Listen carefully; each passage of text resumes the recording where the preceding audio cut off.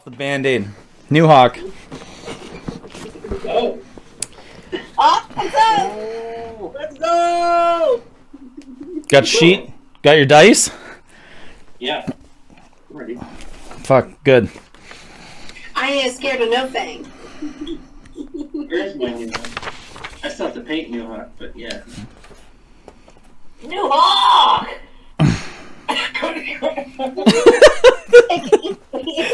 That's a boy! You're my boy, Nuhawk. Yeah, Nuhawk definitely needs a fanboy. Who's just like out there out of town. He's like, I love that turtle. No, he doesn't. Wow. His name was going to be Daniel Ratcliffe, but okay. The one little kid who's like, I want to grow up to be big and strong, just like Nuhawk. No, he's going to be on the... He's just like that kid on the... That was in the interview, and he's like, I like turtles. I like tails. Or the adoring fan for all the turtles. Buy a Zura. I can't believe they brought him back at Starfield. Yeah. So, we begin part 2 of Lands of Lumoria with Nuhawk the Rock. After the events of Curse of Strahd, and telling the story of his tales to those who would listen at the tavern of Tommy's Tavern, where he once received that dreaded letter, it was back to the mountains, with the haunting afterlife, which he called friend of Anthrax. Mountain life was calm. The visitors quickly found themselves disbanding away from the mountain after finding out the rumors of Nuhawk, the ancient turtle, were true. It's here that every now and then the screams that came across the mountainside he knew weren't from people's eyes gazing upon him, but it was the times that Anthrax had involvement with their lives. I don't think Nuhawk was the most pleased about the littering that Anthrax was causing upon his mountain. It's here that Nuhawk, you're investigating some of those daunting screams that came from what seemed to be a small group of could be young adult men sitting around a small fire. You find some of them dead, laying there splattered. You see that they were smoking some kind of funny bush and tree, almost.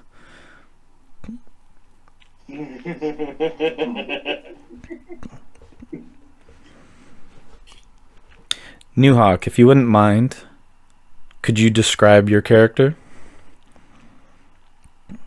Okay, sure. He is a massive snapping turtle. I don't know how big he is now, but pretty much he's wide. He's like a pale white. He's got a little. He wears that little crown that he found one time now around his neck. He's got silver bracers that Kite gave him and a ring. And he also has a cloak, which really isn't a cloak. It's more like kind of just a hoodie that goes over his head. But it does the job, just because it's the only thing kind of that is. And yeah, he's still mostly the same, a bit scarred from the last events. He's got a bow. He still's got his bow. Massive, like, onyx shell on his back as well. Long, dragging tail. Long, black sharp claws. Terrifying snapping turtle head. How tall did we leave Nuhawk last time that we knew him? 9'3". It was something like that. So he might be a bit taller now. I don't know. You had left him just under a large creature. Mm-hmm. You're just about a large creature almost. I don't remember. Did Nuhawk wear a satchel? He did have a satchel as well. I think he got one. Yeah. Yeah, he had a satchel. Okay. He has one too. It is here that mountain life is quiet for those certain moments. You're left here in this empty bit of life. You came from such a bountiful amount of excitement for a short period. But now you're back to the quiet tone, other than the deathly screams of those who become victims of anthrax.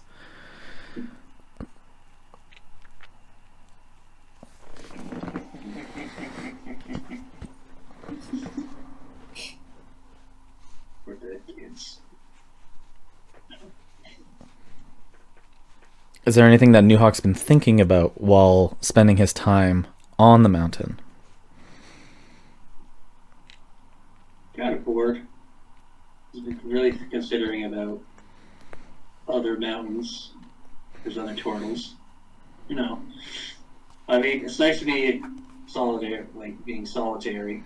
But now that Anthrax kind of like bugging around, kind of ruined his peace a bit. And still, like, because Taltor, what he thought was the afterlife, must mean that he was on another mountain somewhere around here. So there's a good chance that there might be other turtles on other mountains. Mm-hmm. And he's started getting restless, and it's a question that he's been thinking about, seeing if he can get answered. And what about the bloodied bodies? Is there anything on them interesting? No. Just There's a really stinky bush rolled up in some paper. always littering. Okay. I put them up in a pile, and then I just set them, and I set them on fire. You set the bodies on fire? Yeah, clean up. Okay. Nuhawk's going on a trip. It's here that between the clothing that lights on fire and the smoldering skin and whatever that those individuals had in their pockets or that they were carrying, that stinky, smelly bush, it begins to make almost this thickened smoke. It goes from that rippling red and orange up into the gray and almost black smoke. As the smoke almost begins to take shape in front of you, Nuhawk, it begins to bend and weave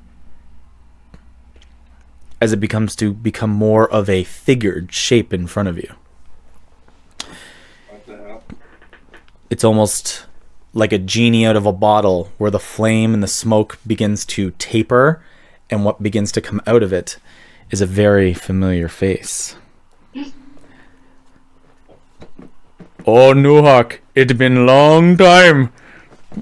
Oh, It's me, Tarku. oh, Yeah.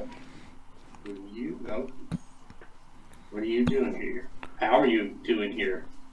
I am doing great. My travels here were a little bumpy, but I knew once I saw signal fire, it was you. That wasn't a signal fire. That was just disposal. He looks down from the smoke. He's like, "Oh, you're burning bodies. This is not a signal fire, bud. No, it wasn't. I didn't do this though. You didn't set them on fire?" No, I set him on fire. I didn't kill him.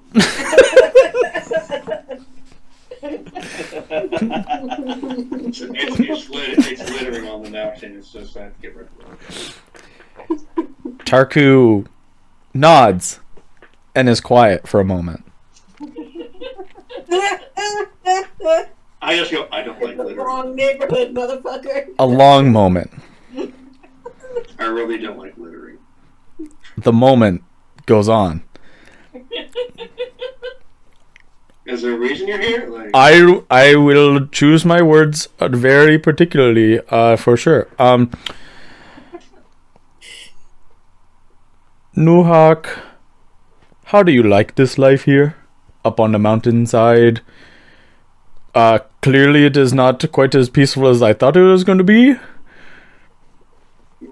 I really think if you came down the mountain and did something like this, you'd be, like, put in jail for a long, long time. Like, no question. question. He nods and doesn't answer back for a while.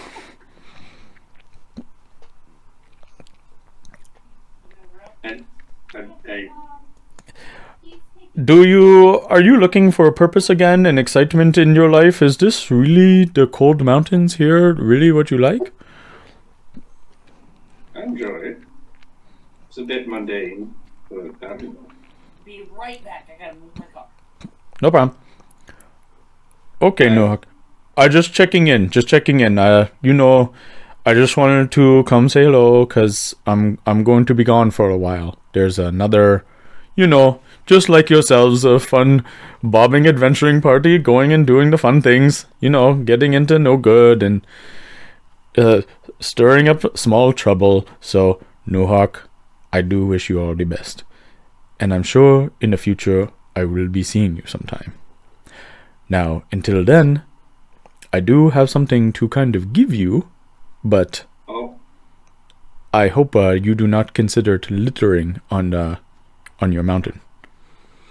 No, that's not littering for giving it some. Okay. Well, I do wish you all the best, and it was nice seeing you. I'm probably going to maybe try to see some of your friends and stuff. Do you want me to tell them anything when I see them? Hi. You got it. Hi. Yeah. And hope to see you soon. I don't know. Something like that. Very good. Of course. You're not going to talk to the ghost guy, are you, too? No, we need to have a long talk with him, actually. Like, if you do see him, tell him to stop killing people on that fucking mountain. It's annoying. oh, is that how this happened? Yes. This makes a lot of sense. I thought I saw him to heaven, but no, it's on the mountain. Yeah, that part's harsh. He can be a terrible roommate, I'm sure. I don't see him that much. He's invisible. Well. Anyways, Nuhawk, great seeing you. Enjoy the gift. As you see, like, the bodies still begin to, like, smolder down as more of, like, the clothing and those parts begin to flake into ash. And the smoke whisks away, and it begins to become, like, an actual roaring fire again. And Nuhawk, far behind you, your senses begin to tingle. A familiar sound goes off. Nuhawk, give me a perception check. Okay. Let's roll. Perception. Oh, wow. That's not good. That's a nat 1 with a +6. So 7. You are questioning the type of thing that he's given you as you go to look over the like the fire that he came from, and you get a little bit scolded before you get a big kick to the back. You get this large kick from the back, and you hear, "Meow." The hell? I'm just gonna turn around. Like, is it like a hard kick, or is it just like, ow? Yeah, you just kind of got like bumped because it's kicking against your shell, and you can see like it's trying to hammer you with its head as there is a single mountain goat.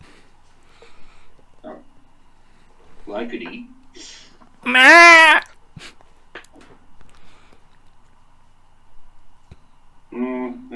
How good time is it? I'm gonna look at the sun. Was it nighttime or daytime? The sun's gonna set soon. I already ate goat. What do you want? You're lucky. They're walking on. He just looks around. Ah! Okay, go. I just start walking away. And it goes off the mountainside, and it is not going to bother you. You wanted me to eat that goat, didn't you? That's not what I expected to happen. Okay. You was absolutely betting on it. The goat begins to walk away.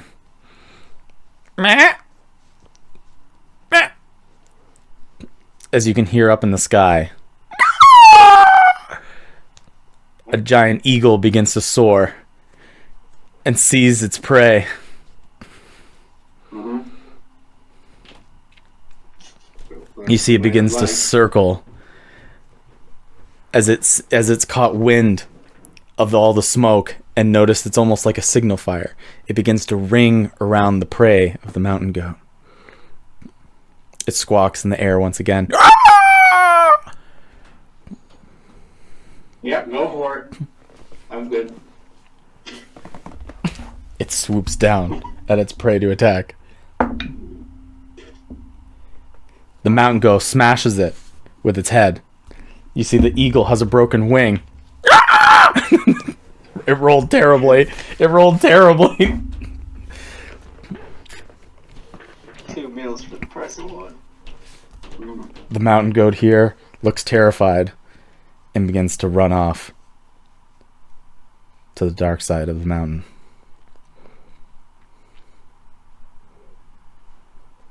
That goat's got balls.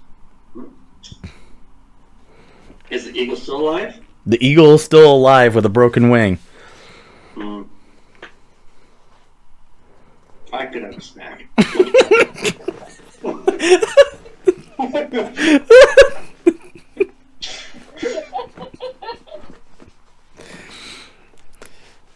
Chopper would just like snap your chill patch like.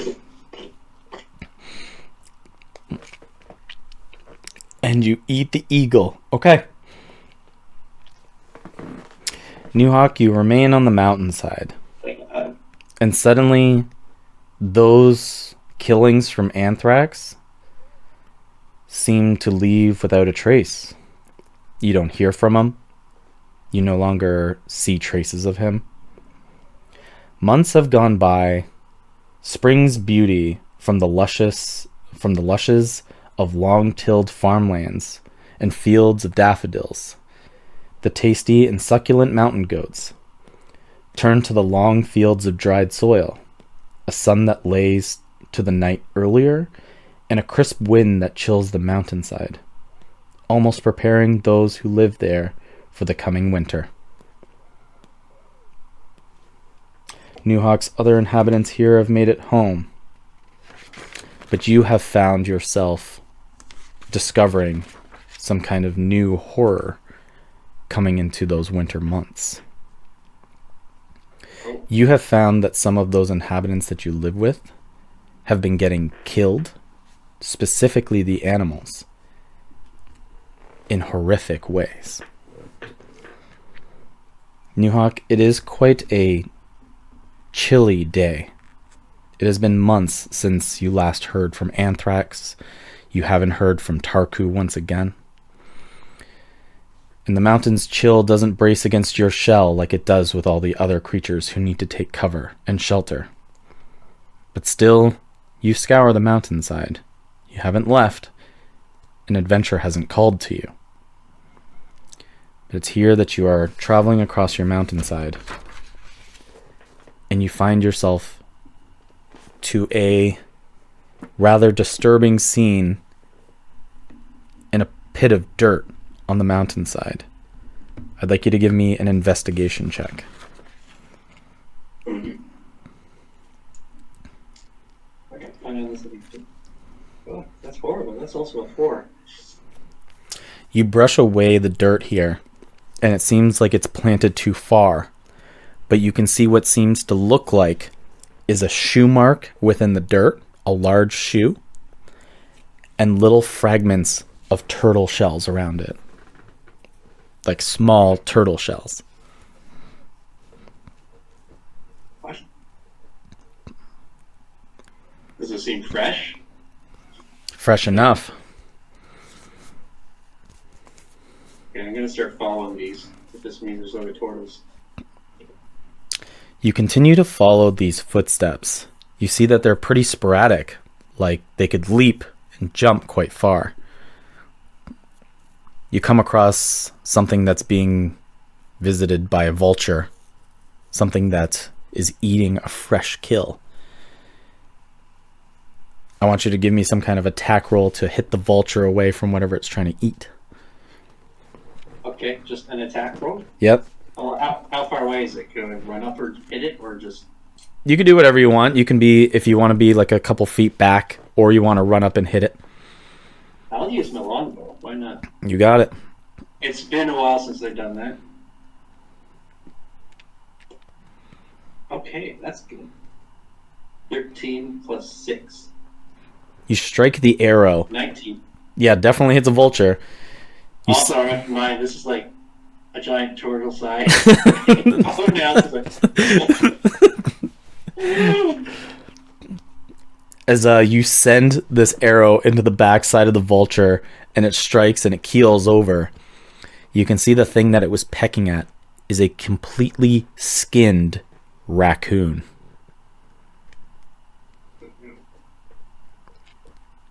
You can see that the vulture was eating at its face and the meat, but it seems like all the skin was taken off of this raccoon.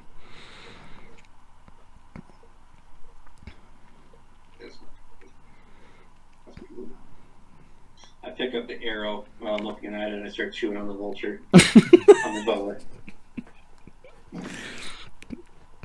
But leaving the raccoon, right? I could eat that too. I don't usually eat raccoons. No, I'm fine with this. Okay. I'll keep going and I'm going to eat the vulture on the bow, on the arrow as a shish kebab on the way. You got it. As you continue along, you find yourself to the footsteps keep leading further and further, but they gain more distance in between each other. You hear a distant sound. Wahoo! Off of the mountainside.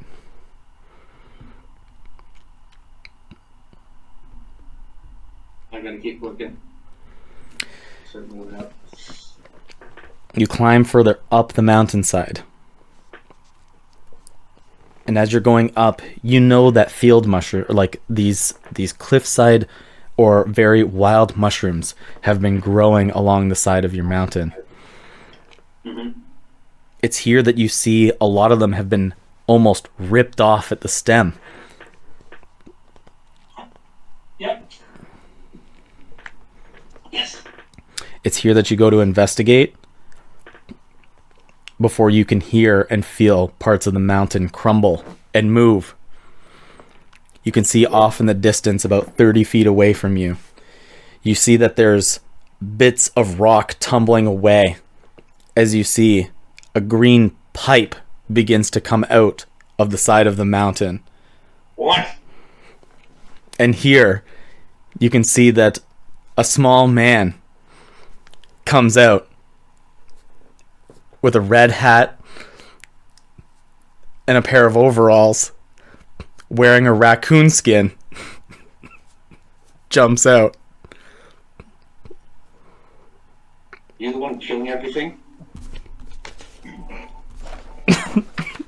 You see that you are. behind him comes out a very familiar looking version to him, but comes out in green. Comes from behind him. What's wrong with you, Alex? Now listen up here, you big old monster. You're gonna give up the princess.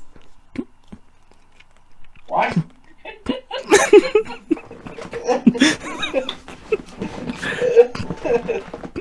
What?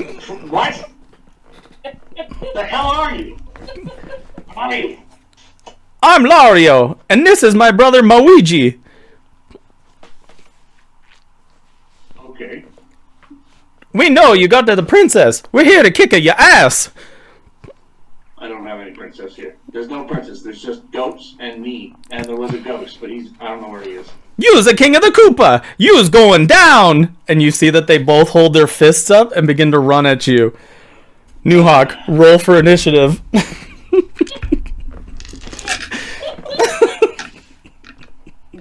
A particular movie recently. This was not my idea. He Okay, lied as easily as he breathes. 17. Connor, do you want to tell him the truth? I was planning to do a one shot. And Nuhawk sends everyone down to like a pipe cavern because these two guys keep coming up and trying to beat the shit out of him. And they can't fit through the pipe, so he sends a bunch of adventurers.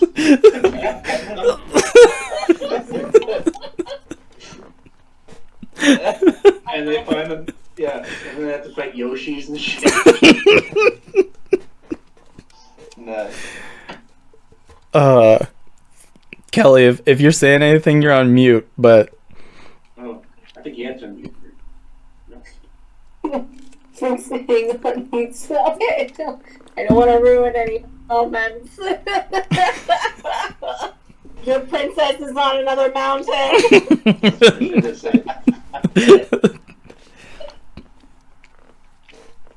Okay. Okay, so I got a 17. Nuhawk, you are first. Alright.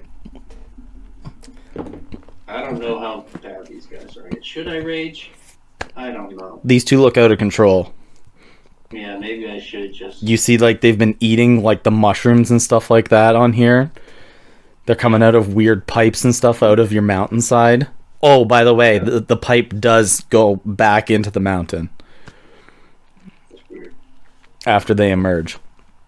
Okay. So I'm gonna begin this rage. Okay. Rage, I'm gonna use form of... Because I'm now raging form of beast, I'm gonna use my claws. Okay. So I got claws. Santa Claus. What should I do next? Wait, what does this do?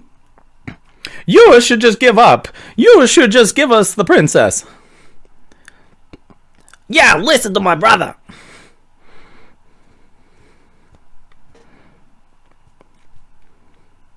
I use breath of the dragon on them.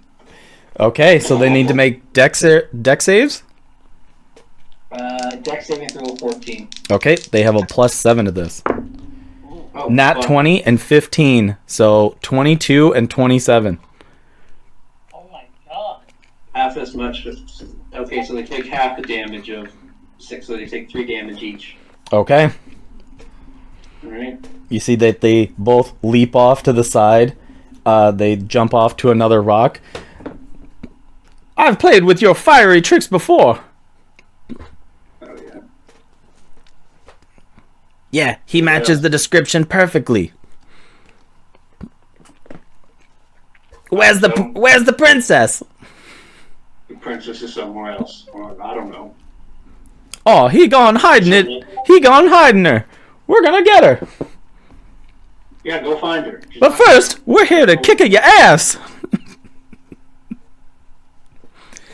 And it is their turn. So Moiji, for copyright reasons, is going to run up and he is going to make his first attack on you. He's going to try to punch you. Okay. He has a +7 to hit. That is a 6 + 7. 13. Nope. He hits me, but doesn't do anything. Okay. He's going to try to strike you again. A 16 + 7. That is a 24. That hits. Okay. And then he's going to spend a key point to use Flurry of Blows. Yay. So this damage is 1d6 + 4. So 2 + 4, you take 6 points of damage. And I'm raging, so that's... I'm resistant, right? Because I'm raging, yeah? Yep. So 6, so that's 3 points of damage then? Yep. 3 points. He's going to use Flurry of Blows. That is a 15 plus 7, a 22. That hits. And he's going to use another key point for Stunning Strike. What? Okay, so what do I have to roll for that? You need to make a wisdom saving throw, DC 12. Okay.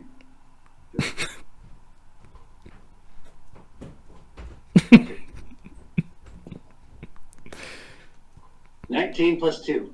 You definitely pass, but you're going to take the 1d6. A 6 plus 4 is 10 damage, half to 5. Wow. Feel good? Don't want to say it out loud. Okay.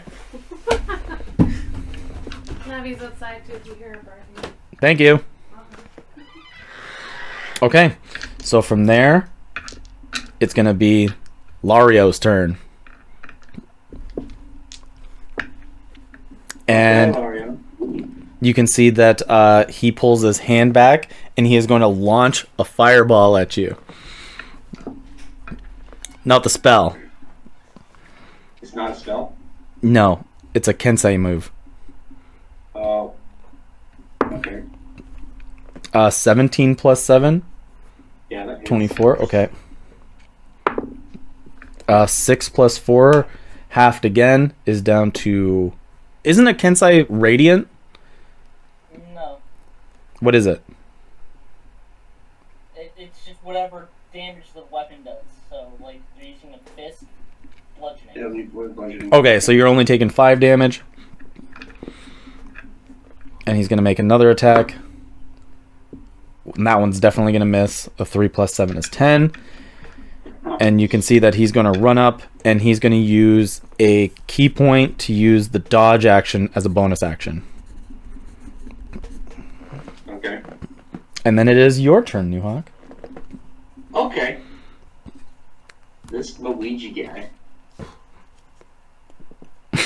I'm gonna stare at him. Okay.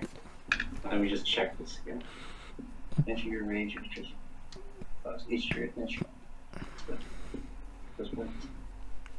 Once on each of your turns.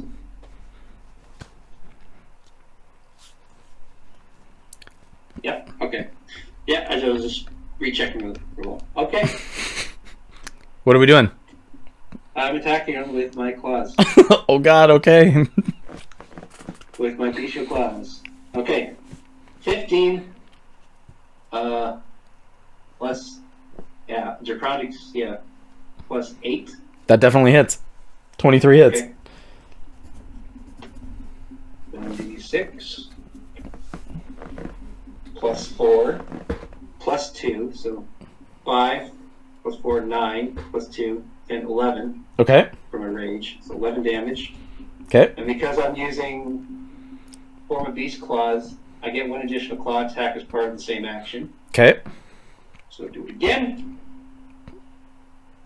6, 7, 8, 9, 10, 11, 12, 14. 14 does not hit them. 14, okay. Then I use my extra attack to do it again. Okay. 9, 10, 11, 12, 13, 17. That'll hit. 17 hits, okay. Another D6 plus 4. 2, 3, 4, 5, 6, 7, 8 damage. Okay. And then I'll use flurry of blows. Oh. Okay. It's just a bloody fist fight up on the mountainside. Yeah. Where's my flurry of blows?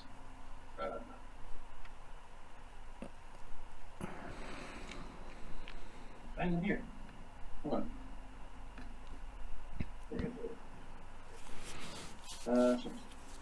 Yeah, so I get flurry of blows. Back at you. Turn. 2, yeah. Okay. I just had to reread. I didn't reread these earlier, so I should have. You should have, but it's okay. Nat 20. Nat 20. Oh boy! Nat 20.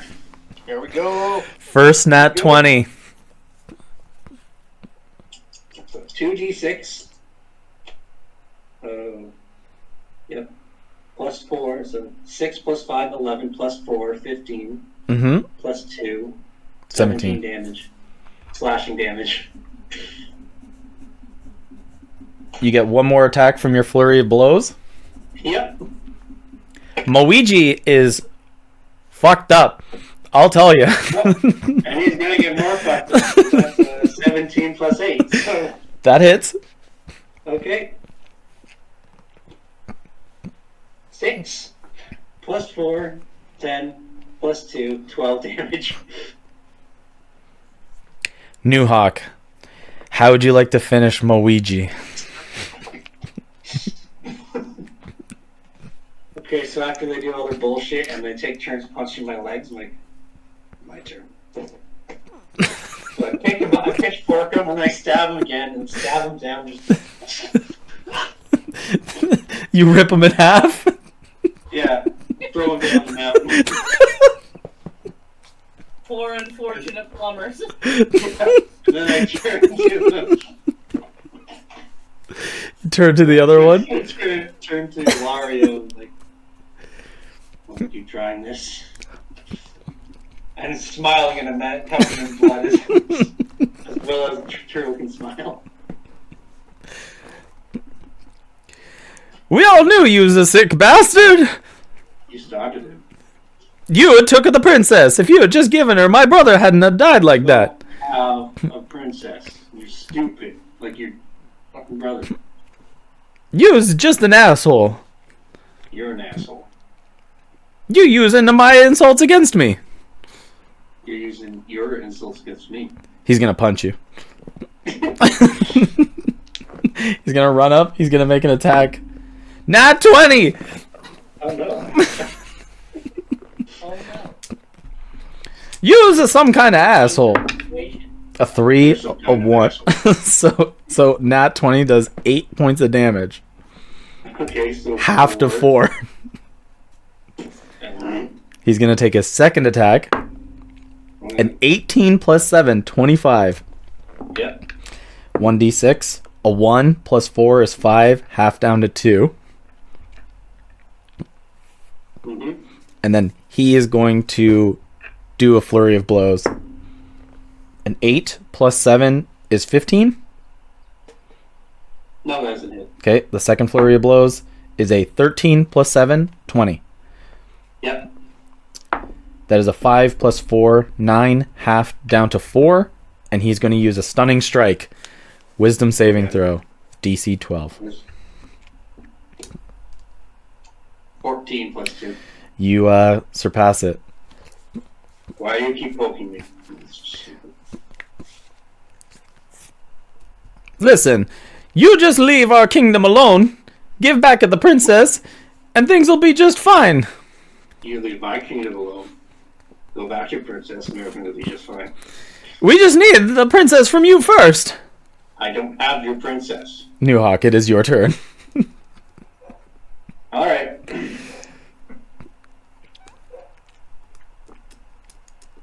Okay. I'm just gonna just keep slashing. Show him what it means to be fucking. 8 plus 8. 16. That hits. 16. D6. 4 plus 4. 8 plus 2. 10 damage. Okay. Alright. Extra attack with the claws. Okay. 7 plus 8. So what's that? That'll hit 15. 15. Okay. D6. Come back here. 4 plus 4 again. 8 plus 2, 10. Okay. Damage. Extra attack. From the claw one this time. Yep. Yep, claw. I'm just going to skip. 8 plus 8, 16. Okay, that hits. Oh, we got lucky. 1 plus 4, 5 plus 2, so 7 damage. That's lucky. Yeah. Okay. Alright, and then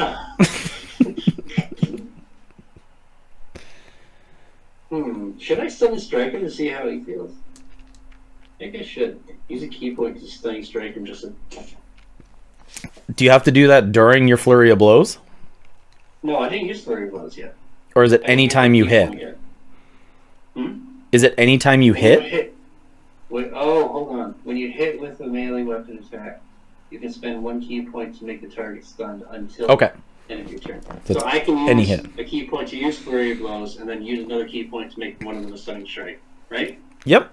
Or you can make this one a stunning strike if you'd like. Do you want to make that one a stunning strike? Before Flurry of Blows? Wouldn't I have to do Flurry of Blows first to use my 2 attacks? Because I'm using... Bonus action would be the Stunning Strike, wouldn't it? No. So you whenever you hit with an attack at the moment, Mhm. you get the option of using flurry. Stunning Strike. Blows. Stunning strike. So even your It's an add-on. Even your flurry of blows can add on with a stunning strike. Yeah. So Okay, so Flurry of Blows an add-on with the Stunning Strike then. Yeah. go for it. Okay. 16 Yep. plus 8. Alright. Goddamn, get in there. He's lucky again. 1 plus 4 plus 2. 10? 7. 7 damage. 1. My guy's looking right fucked up, but he's still alive. You still have another attack from... Yeah, You I might as well just kill him then. I can. Nat 20s.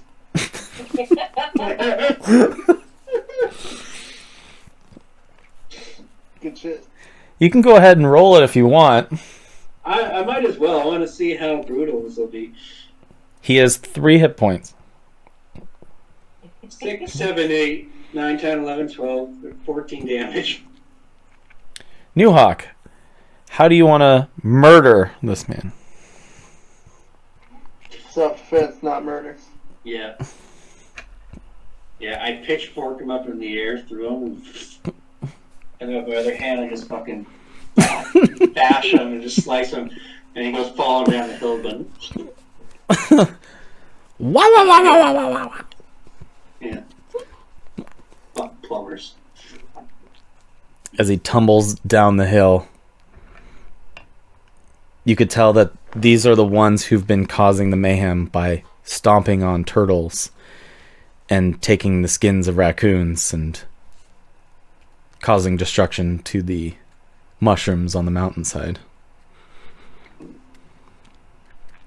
Fucking plumbers. Fuck plumbers. Fuck vampires. Fuck. I just started cursing. Okay.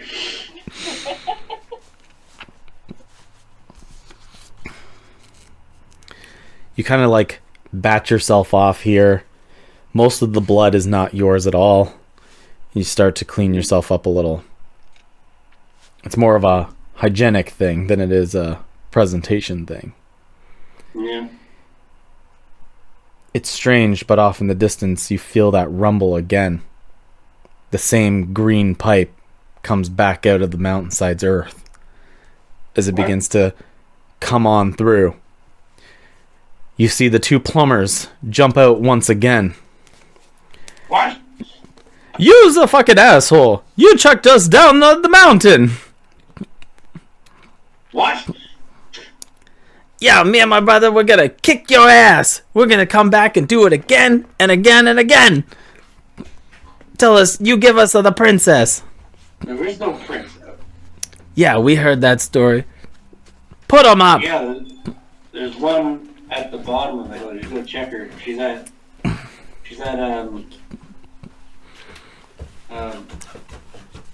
the nose tavern. Yeah, that's where she is. We know he's a lying, cheating asshole. Don't we, Moiji? Yeah, definitely rotten, cheating asshole. Look at him. He's got a crown. He thinks he's king of the Koopa.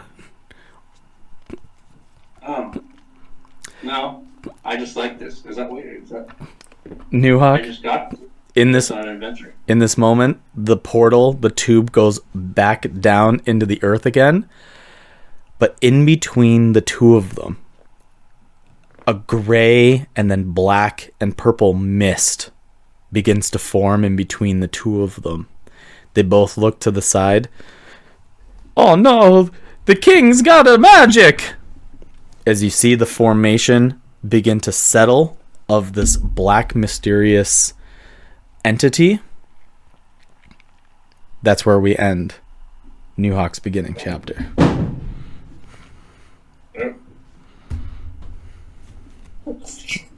My man who discovered an eldritch abomination after defeating Super Mario Brothers.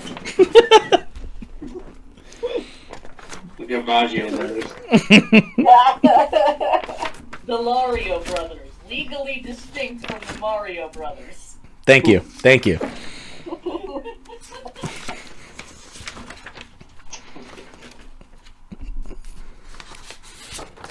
How does it feel like getting back in the seat of Nuhawk? It's nice. I gotta figure out if I could do more than just slashing people. I mean, I could set people on fire. I forgot about that.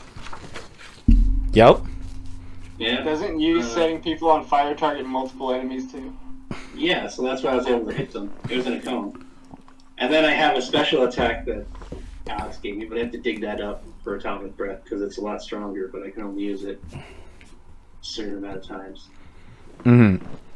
Oh, I still have that sun in it too. Oh. So what I'm hearing is it all went well.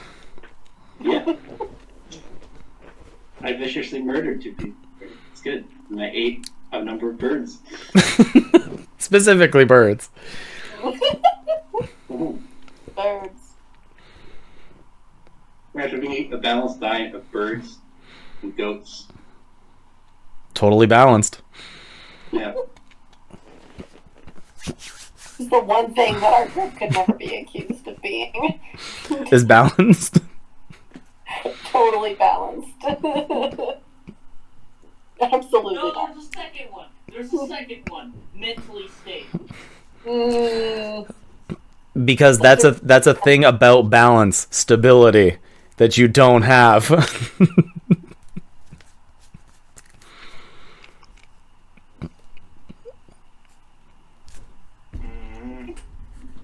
Okay. Who's up next? Connor, that all felt good? Yeah. Pretty good. I wasn't expecting Charku. You were expecting the brothers though. Yeah. The Mario brothers. I did, because you were like, can I use them? I was like, yeah, why not? What'd you think about my take on it? That's pretty much what the idea was going to be. They just kept coming back. Yeah. And they're like, give us the princess. He's like, what the fuck are you talking about? I think And he just keeps like smearing these assholes into the ground, and they just keep coming back because they got so many lives. And he's gonna like send a party. He's like, I can't fix these fucking pipes. So next time they come out, you jump down and you find these bastards and kill their heart.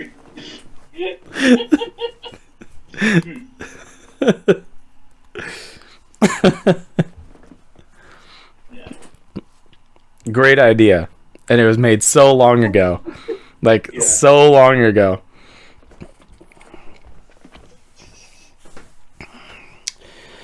So who's next? But we're going to take a familiar step to the side. We are going to take a sidestep into what used to be a different pocket realm.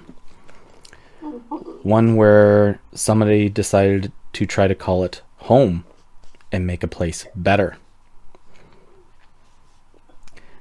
Oh. Keeping her feet back in the land of Barovia. We are going to go to Nova. Yay.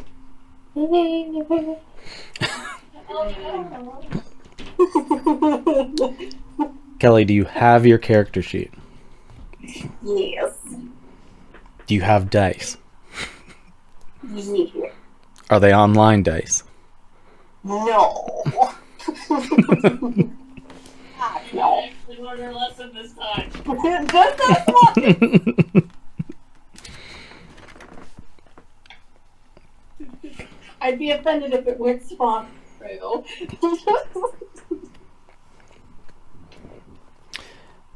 I have a little bit to read off for you if you'd like. I would.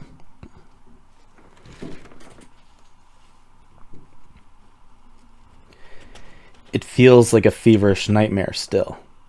The twitches in your sleep are the memories of clashing battle. He has her. He has her. Your speech shakens and repeats as you try to shout, "He has my daughter!" You hear in the distance, "Nova!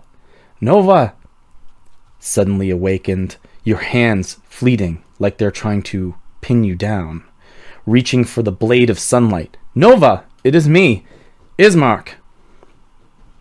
A wave of calming emotions pass over you as you awaken by the familiar face. "Nova, it's almost noon. You've been sleeping in a lot. Our hunts have gone long into the night. Are you all right?" As you sit up, the chatter in the streets follow the sunlight that come through the window of the Mordakov's inn. Nova, you're here with Ismark, just as you wanted to be. You wanted to try to make Barovia a better place. You kind of gather yourself together from the terrible nightmares that you've been having. It's hard to forget all of the disasters and hardships you've been through. It's like old scars that Strahd leaves on your heart and in your memory. The future is the thing that you're trying to uphold. It's exactly why you wanted to change your oath. The village of Barovia needed some kind of cleansing group. You and Ismark called them Nevermore. There's a few of you, but you know that you've been called out to duty here in the heart of Barovia, Vallaki.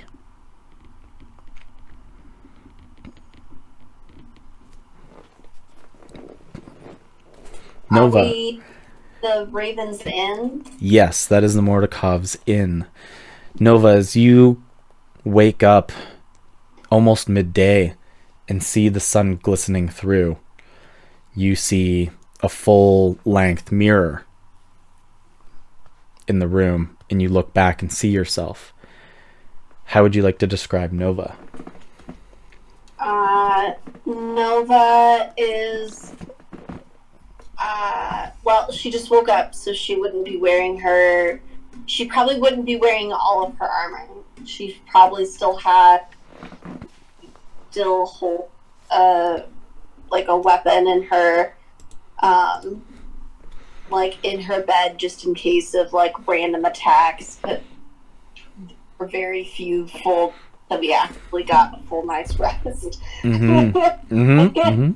Always just randomly awoken, so like she would have some small bit of armor on or some small like some weapons with her.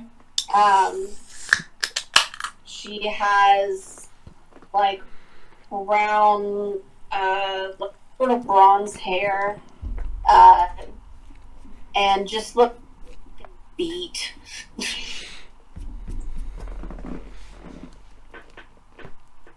Okay. And you're a half-elf. Yes. Ismark sits on the bed. I know it hasn't been easy, and I know we're trying to work through this, Nova, but just so you know, I'm glad that you're here with us. And I'm glad that you're helping the nation of Barovia still. If you need a break, you can. Don't push yourself too far.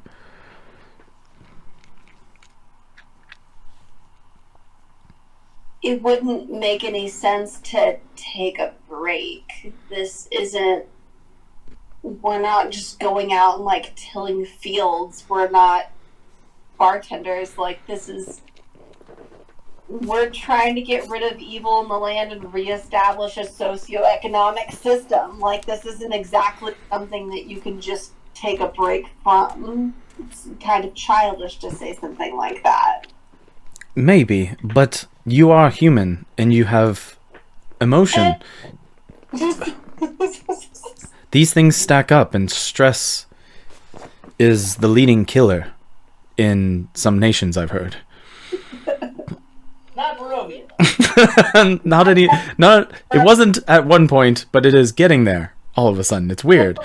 Our friends and allies being stressed to death. I definitely remember fighting the war on stress. What was it?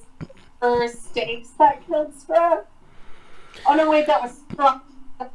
We'll start with that. That's so weird. Those words. You're a little bit janky there, Kelly. That sounds like me.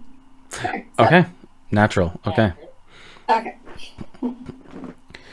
But you've been on this journey to expel the evil, and I feel like it's taking a bit of a toll on you. It's almost becoming all that you want. I thought you would want some happiness and some solidarity and just peace in your heart. It's like when Strahd left, even a bit of him is still stuck in you. She's gonna be really offended at that, and immediately start like getting her armor and stuff ready. She's like, you know what? I wasn't gonna go out on patrol until this evening, but you know what? Since you're still ever present with me, I guess I better start getting on the job. Please, Nova, let's try to have lunch. As you hear like the door swing open and you get the recognizing face of Erwin, who is the Mordakov's father. And he opens the door. You can see he was the burly chef of this establishment way back when. And you knew that his wife died in the fight against Strahd.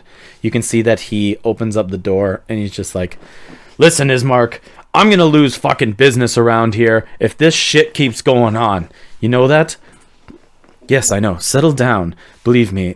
Just, both of you, settle down. Losing business over what? What are you bitching about? Nova, he called the Nevermores because Vallaki seems to have a bit of an issue. You're goddamn right there's an issue. I've had 3 women go missing from my bar under our notice. People from Vallaki have gone missing. Women specifically. Ismark looks over to you. We think it has a bit of the ties to some kind of evil.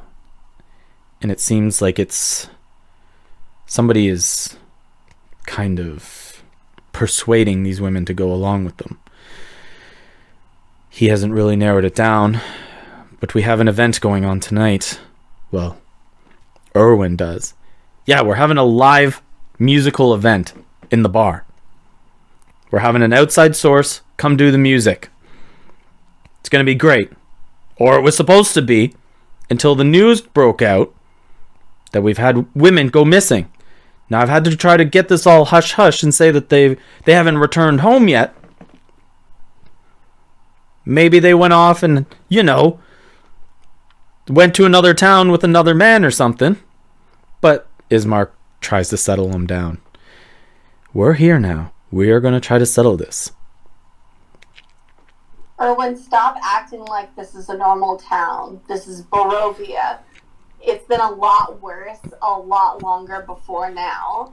It's not exactly like people know that this is a peaceful place to live. I know everyone's trying to get to some point of normalcy here, but, and I hate to say it, but only 3 women going missing under what sounds like some sort of charm spell, that's not as big of a deal as people being murdered right outside of your door openly.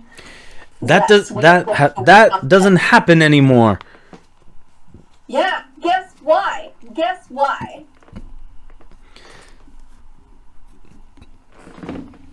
We're all very thankful for the amount of work that your team did for Barovia. Is still doing. Yes, and you're still doing. I'm glad you're here. Ismark, listen. Great. We're going to have the event tonight, and you guys got to, not be so recognizable. is that? And he throws out 2 mundane cloaks onto the ground there, or onto the bed. He goes, when you guys come down and you're going to be investigating what's been going on, I expect you to not be so familiar, being such a hero and all. You're going to be recognized right away.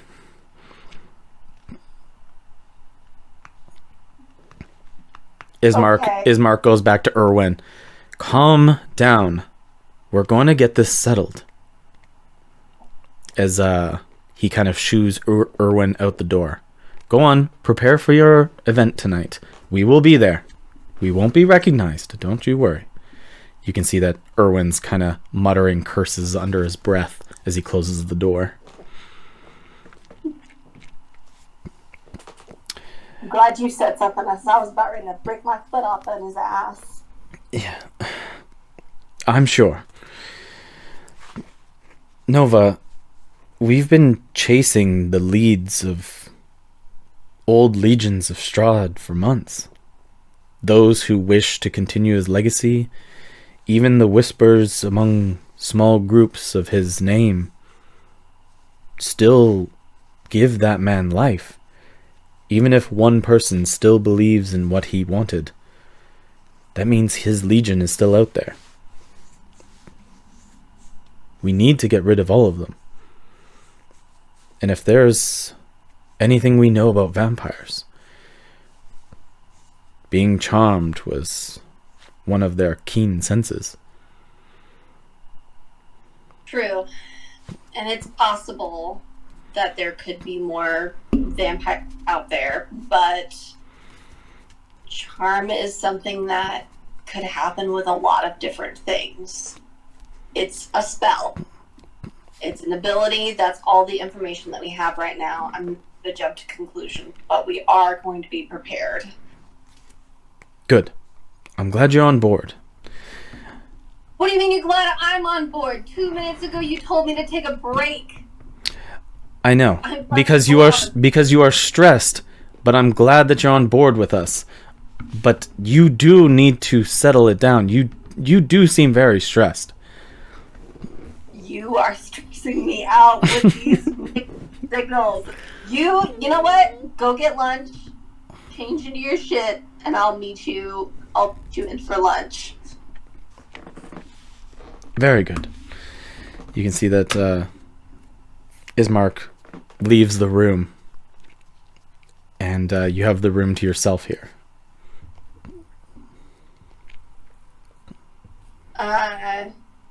She'll start getting ready and putting on the mundane clothes, but she's gonna slip as much armor underneath it as possible without it looking too bulky or weird. Yeah, you're also getting like a cloak with it, so you can carry all of your regular gear and still just be kind of it's almost like a disguise kit. Okay, sweet. Love that. Okay, yeah, she's just gonna get ready then. Okay. Yeah. You just get ready and see yourself in the mirror, and you can just tell how so many things have changed. How maybe, like you said about your, how did you call it? Your tireless look? Yeah. Is kind of waning on you. You are kind of just chasing a nightmare. Speaking of a nightmare, where is her daughter? You guys left her back in the village of Barovia with the company of Ismark's people and the rest of your clan of Nevermore. Would we have established messenger stones or something? Between the clans? No, just between her and her daughter. Sure, you can have a messaging stone between you and her. Why not? I feel like at a certain point she would just I think she would have a little separation anxiety there, especially if she's having these nightmares this often. Mm-hmm. Yeah. Oh, it's terrible. I'm looking through my notes and I cannot find her daughter's name. The nightmares are... You're an awful mother. You know what? Work has been really hard for me right now.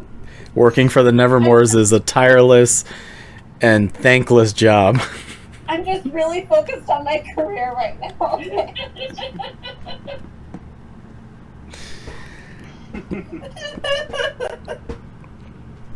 I'm sure she has a name, and I'm sure it's a great name. Yeah. And it's girls. Like, Laura. As you scroll through your stone, you just have her listed as daughter. In contacts, it's just daughter. Like some kind of like fucking burner phone.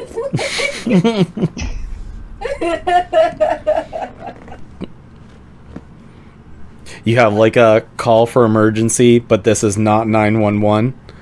Yeah. I think she would just kind of like keep it with her and just like it's basically a worry stone for her. Okay. Are you going to use your worry stone?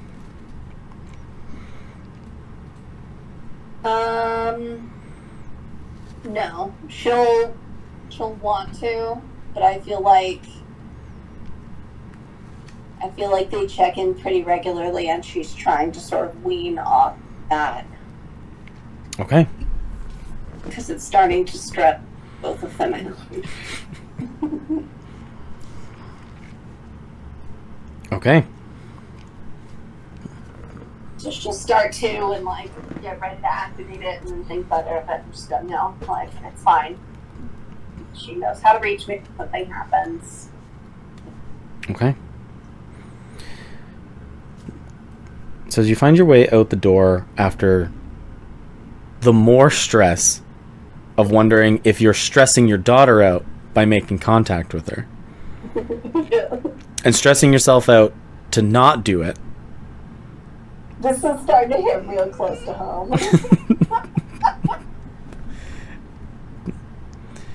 That you begin to go across the wraparound balcony part of the inside of the building here, and you go down the wooden stairway to go back into the very familiar inn of the Mordakovs' establishment. You can see him behind the bar here is Erwin talking to Ismark. As you can see that there is what seems to be turkey sandwiches are for lunch. You can see that they're coming out freshly prepared on warm bread. And Nice. and Ismark's telling him that they're gonna do that you guys are gonna do your absolute best. Don't you worry too much. Let us handle it. Kind of idea to Erwin. And Ismark comes over and hands you both of the turkey sandwiches. Nice. I get 2.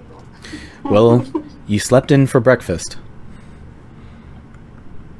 Okay, but sleep is a kind of meal. It's like a meal for your body.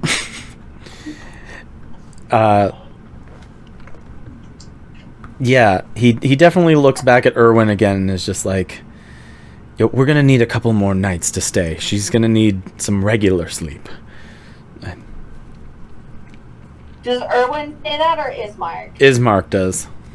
Ismark, you better shut the fuck up. I am so tired of you mothering me on this. It's getting to the point where you're getting... I'm gonna smack the shit out of you if you keep talking about this. He just looks back with his hands up. He's like, I'm sorry, Nova.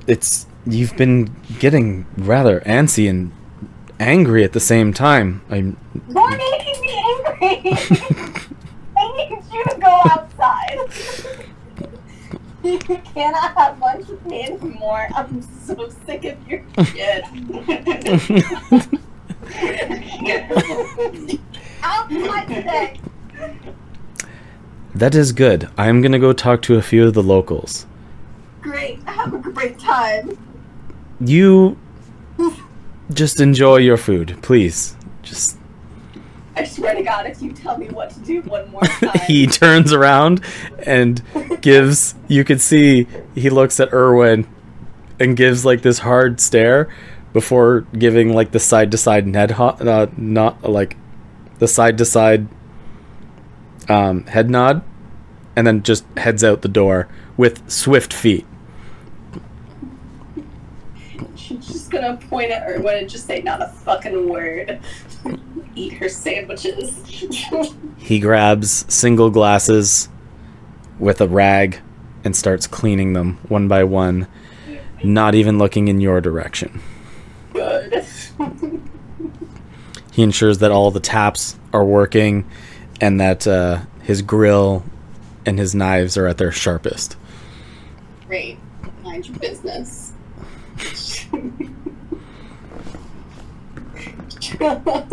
When she's done with her sandwiches, she'll like take out like or she'll like look around the tavern and like ask him questions about how the band is going to be set up and like where people usually huddle over, if there are any people who like regular these things that already look suspicious or anything like that.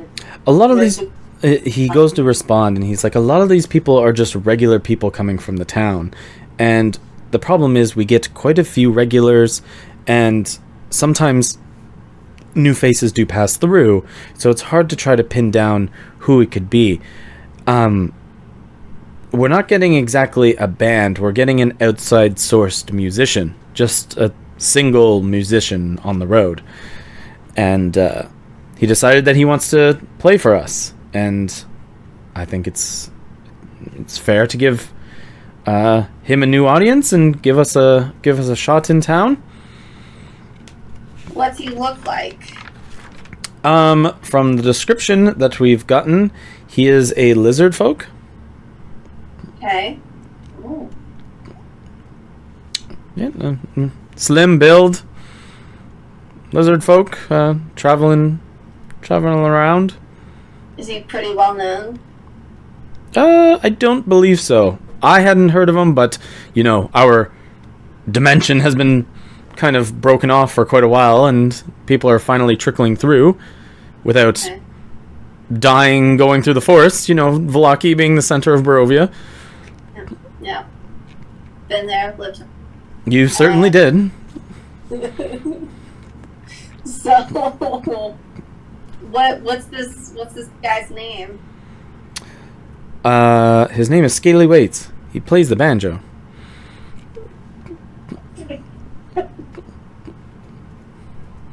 Okay.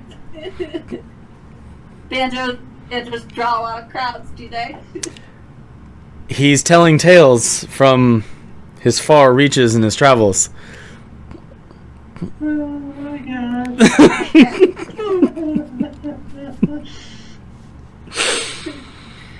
Well, cool. So where do people? Yeah, she's gonna ask him like, where do people usually like huddle around? Like, how do you control that type of thing? Like, Well, we just have the 6 tables that are going to be set up, as he points to like a bunch of these round tables that are seated with chairs for 4, and he goes, yep.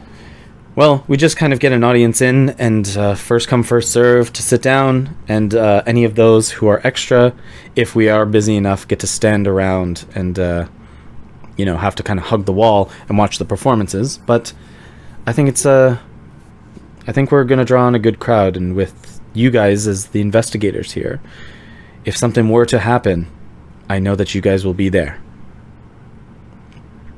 I'm happy that you're here, Nova. I've always been happy that you've been here.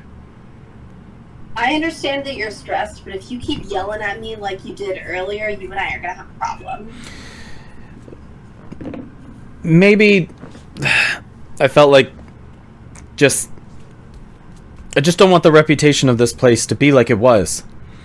And it's supposed to be a beautiful haven. and it just went to shit because of Strahd, and now I don't want a new name, even afterwards our second chance, being crushed by some kind of misfit. Sorry that I'm a little bit stressed myself. Sorry to let that out on you. I need you to understand that no matter what happens, you and I are allies. You can be as pissed as you want, but do not be pissed at my direction because I am your ally. I'm here to help this go away. How was your turkey sandwich? It was really, really good. The turkey was moist. I appreciate you. He know it. He nods. Very positive. And how's your second turkey sandwich? Not gonna lie, the second one wasn't as well seasoned as the first one was. Different bird, I guess. Different bird, maybe. I don't know. You trying something different back there? Oh, chef does not tell his secrets.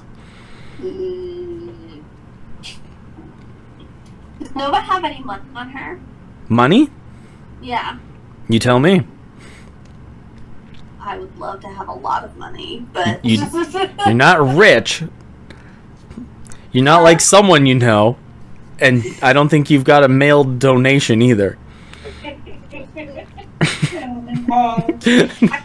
Be very, like, people sort of give what they can type of thing. To the group that you work with? Yes. Yeah, like, most of the money would go towards supplies and stuff, but, like, she would have, like, some silver coins with her, wouldn't she? Doesn't your character sheet have some money? I have 5 gold coins. That's great. Can I have some silver coins also? I can also give you 30 silver coins. Great, yeah, I'll ask him for a change. Can I have change for this gold coin? He nods, and he's able to exchange you the gold coins for silver. Perfect, thanks. Much obliged.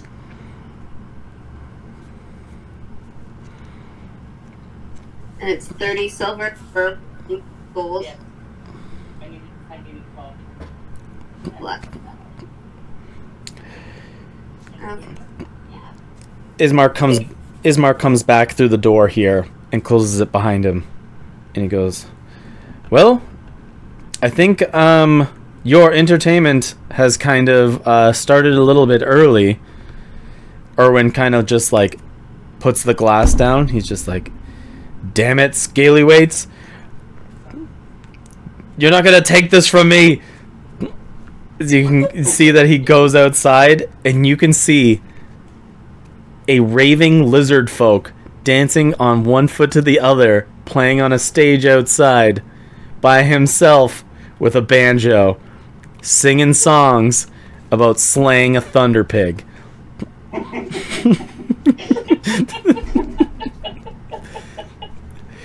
You hear Erwin Mordekov, "Damn it, Scaly Weights! Turn that shit off until tonight!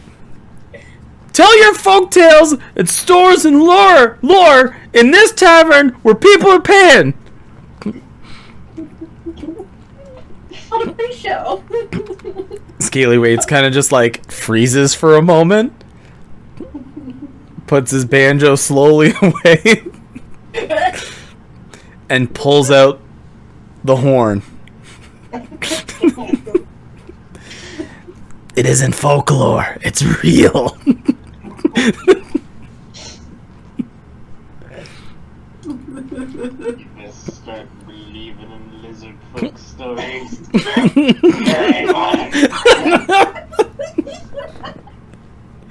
Do you guys remember Scaly Weights? I'm just gonna like ask that out there. No, I can tell. Not even a little. It was Connor's character. The very first campaign with the... Oh god, now I Part of it, remember. but I heard the tales. Yep, I remember now. And he got the you guys fought this thunder pig thing, and he got the horn, He's like, I'm gonna make a club out of it. I don't know if Will was there for that one yet. Yeah, he was there. I absolutely was there. I just completely forgot it. It was like the Oh. session right before Curse of Strahd. Mm-hmm. Yeah. And then they should. And then we fought the dragon. I didn't do fuck all. That's right. That's I was right. unconscious. And then like, yep, I won. I can sing the songs. That's right. So, as you look outside, you can see that Vallaki is a town that is kind of reborn. You see that people walk the streets without fear. You see that people walk and shop between one another with friendly eyes and friendly smiles. You see that the glistening of the sunset embarks on its people with safety instead of the darkness that was thrown above them for so long. Do good work. Ismark comes to you, Nova. Well, Nova, do you mind if I talk to you in private for a little bit? This has anything to do with you reiterating the conversation that we had earlier, then no. No, it's not. Okay, then yes. Okay. Also, how was your turkey sandwich? It was great. And how was your other turkey sandwich? My sandwich? Like, what? None of your business. What do you want, Magic? I'm just trying to make light conversation here, Nova. As you guys walk upstairs and back into the room. He sits on the edge of the bed and he goes, "We've been rather busy ever since you stayed in Barovia. I barely had time to ask. After that moment out at the winery, how did you guys make it to Strahd? I just... You guys had such an overwhelming strength. But not when I met you.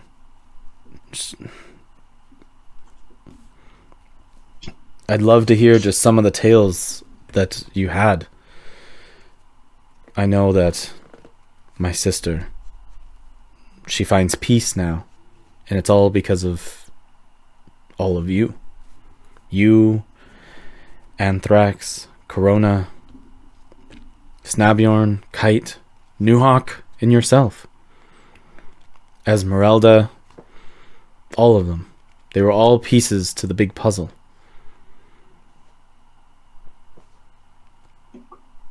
But I've never had a good moment to just hear a few of the stories from you. Because you guys came and saved me.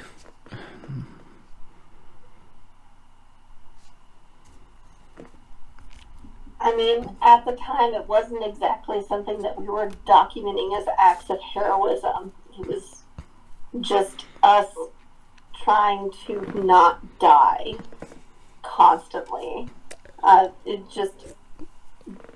mean, you were skewered right in front of us and then left, I'm assuming, in a dungeon to be tortured for months. I'm assuming, until we got there. So you survived. We survived. That was the goal. That's what we made happen.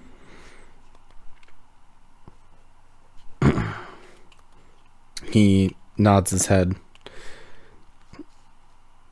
It would have shown extreme courage to go to such lengths and not give up. What are you getting at?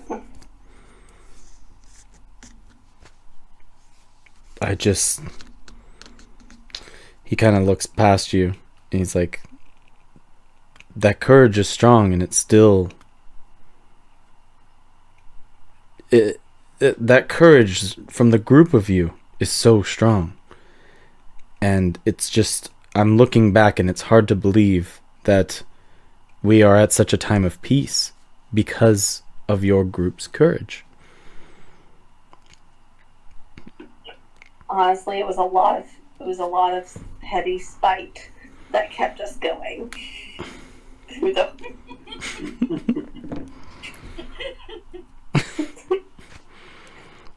like, you know what? That was our secret. Just being petty. Going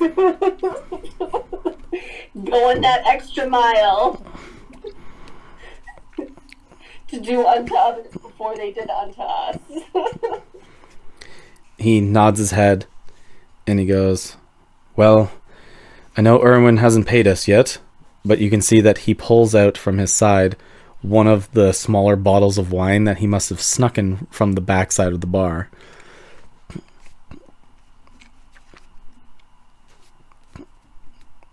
As early payment, as he puts it down on your table. We're about to go to work.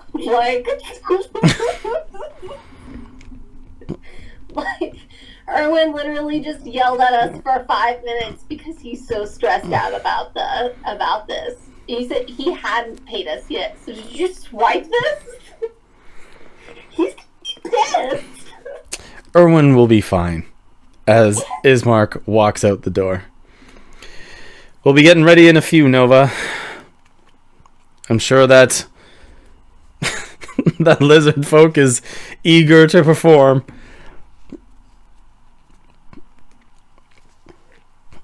I don't know. Does the wine look normal? Oh, yeah.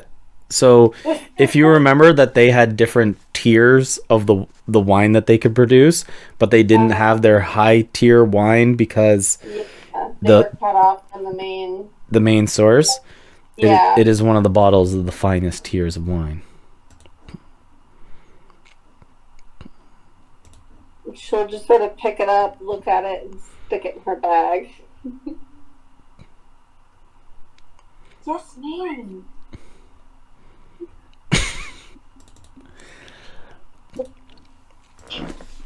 So, as you're upstairs, you can hear the footsteps of people beginning to make their way into the Mordekov Inn. You can hear the fine tuning of a beloved banjo begin on on the stage.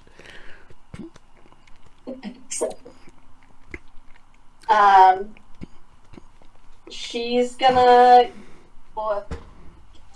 stand in the corner of the bar and just act casual.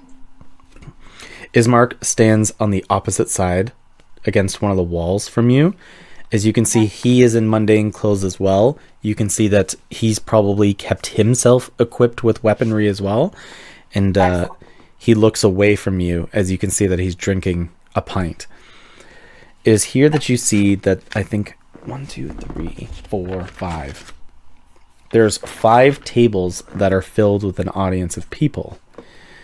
You can see that the lizard folk here is waving at the audience, and you can see that they are each receiving his performance differently. What do you mean? Receiving his performance differently? What does that mean? So at table 1, you see that there is a grizzled man who has begun slurring his words, spilling his pint over his potato skins. A woman who seems uncomfortable is almost prepared to leave at his table.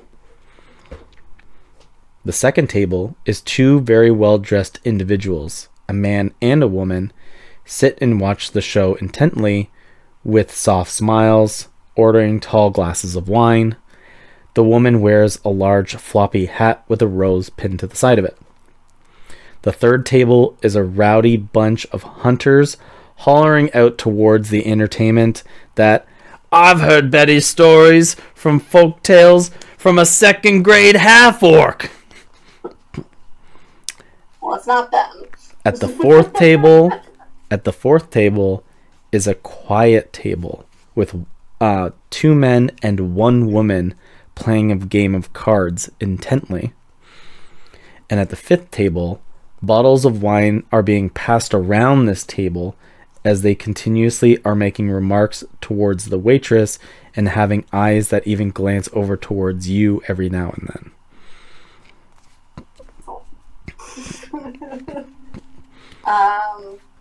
Okay. It's here that Scaly Waits kind of just like waves to everybody and goes, "This is the story about how I blacked out and killed a white dragon."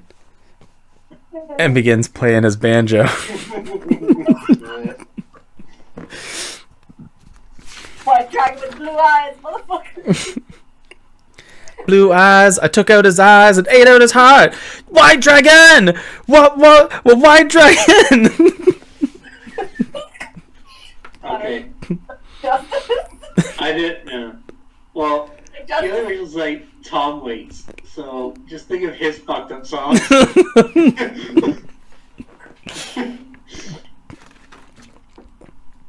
What's the song I based them off of? I find it. No, it's ready to go. What the fuck is this? Nova, a human female server comes towards you, and you can see that she has this little badge marquee, and it says Turner, which is her name.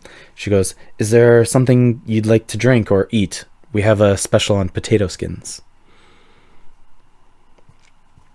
Potato skins. Yeah, potato skins and a pint. Yeah, not a problem. As she walks back towards and around the bar, you begin to hear some of the rowdy crowd at the 3rd table is kind of just like finishing a few of their drinks and still hollering towards the audience. Excellent. Hunter's got a hoot. Fact. She's gonna keep her eye mainly on the wearer and the table with the woman with the floppy hat. I'm sorry, the who you were cutting out there. The leerers, the men who are leering. Okay. Okay, so the 5th table? Yeah. Okay. The guys who were leering and the I think it was like the 2nd table, the woman with the floppy hat. Okay. Keep going on those. Okay. Very good. As you see that the server comes back with your food and your pint and drops it down along the bar side there, and she comes up close to you and she goes, "It's on the house. I understand."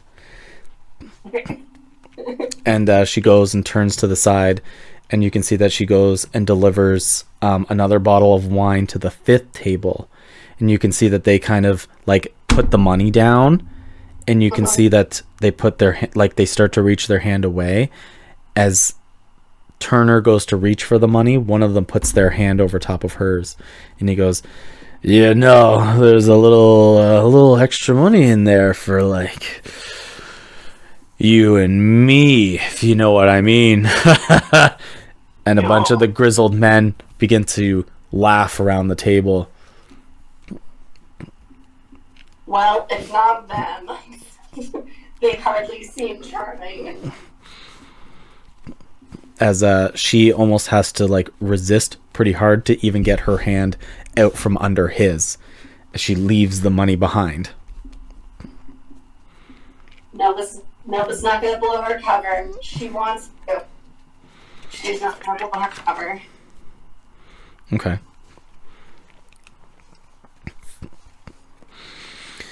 You can see that at table 3, the rowdy bunch of hunters, you can see that one of them stands up and goes, "You never killed a dragon!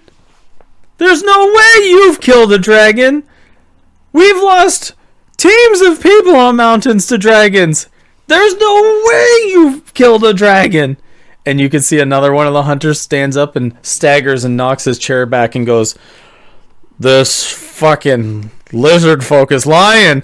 And he picks up a bottle, and you can see that he goes to throw it across. As you can see that it lands and hits on the first table, which has the grizzled man who's sitting down with the woman. And you can see that he gets really upset. You can see that he was slurring his words and spilling his drink, and he goes, "Hey, that's a fucking... You're disrespecting the drink." And you can see that he's got like a couple drinks on the... That's alcohol abuse. You fucking assholes. And you can see that as the waitress goes by, he flips the table with all his drinks on it. And you can see all his alcohol goes all over the waitress. And the hunters are just like, that guy's a sleazy bastard. Control yourself, man. Sit the fuck down. And you can see that you can see that he stands up and he's just like, "Oh, dearest, I'm so sorry. I didn't mean to spill this on you."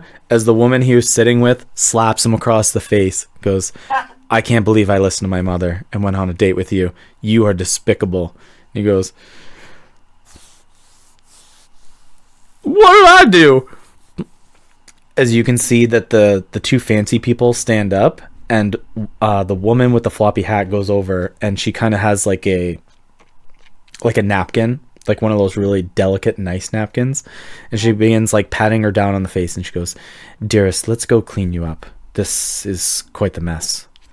And shit. Scaly waits. Nope. Red flag. And you can see that they... Yeah, like a handkerchief, yeah. And you can see that they go off to like a restroom or behind the counter there.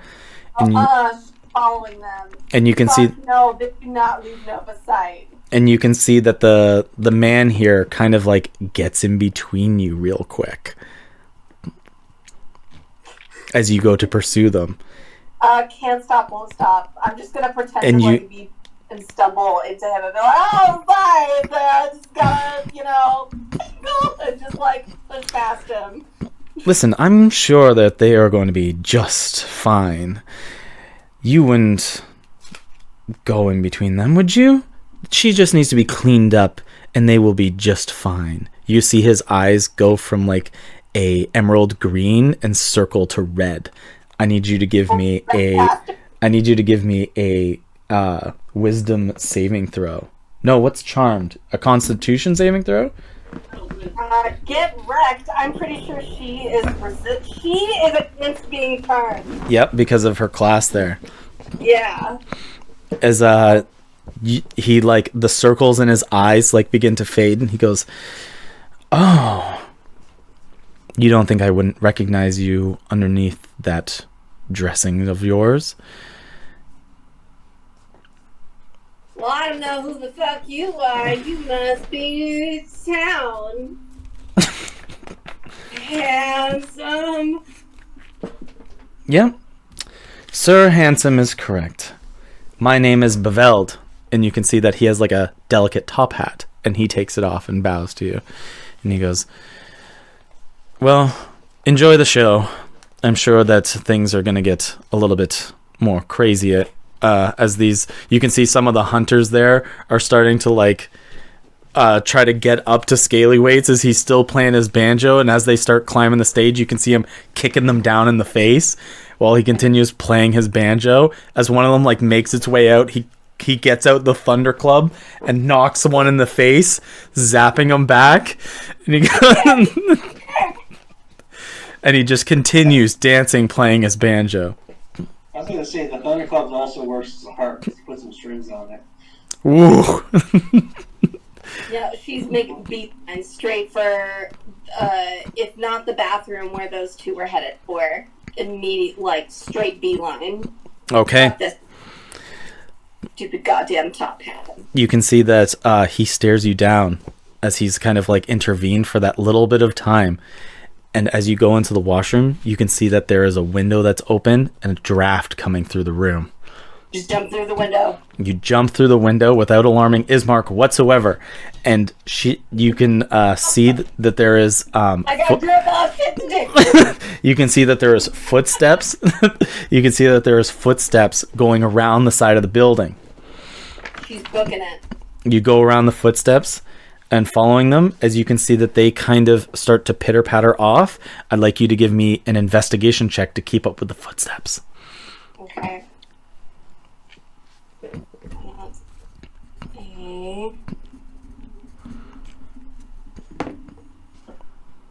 Oh, no, don't bite me. That's 9 plus 5, that's 14 for investigation. I have written down here that the DC is 14 exactly. It is literally right there. 14. Nice. You see that the footsteps lead behind another building with a decommissioned well. Oh God, is Timmy stuck in the well? Did they go down the well? You see that there's fresh footprints that lead to a well. She's going down. You can hear shouts and screams from behind you, kind of running, trying to catch up. Nova!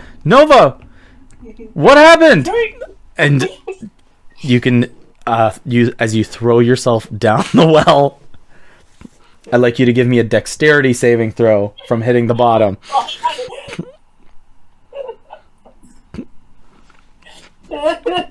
At no point did you ask if there is a safe way down the well.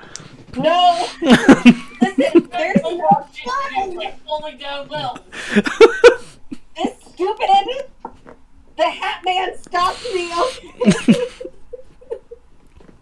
Motherfucking Hat Man! Oh, sweet Jesus. Okay, so that's a dex save. Mm-hmm. That's a 22. Holy crap! Nova, as you are plummeting down, you find the silver lining, the rope that is going down the well. As you grip onto it, as you are sliding down, that mundane clothes that you had helps, with the gloves that you might have been wearing, help the friction of catching yourself just before you hit the bottom. You can see that at the bottom of the well here, some parts of it, the decommissioned well, have been carved out into a tunnel that lead down. And you can see that there is a wooden door that has been opened that lead to a larger room.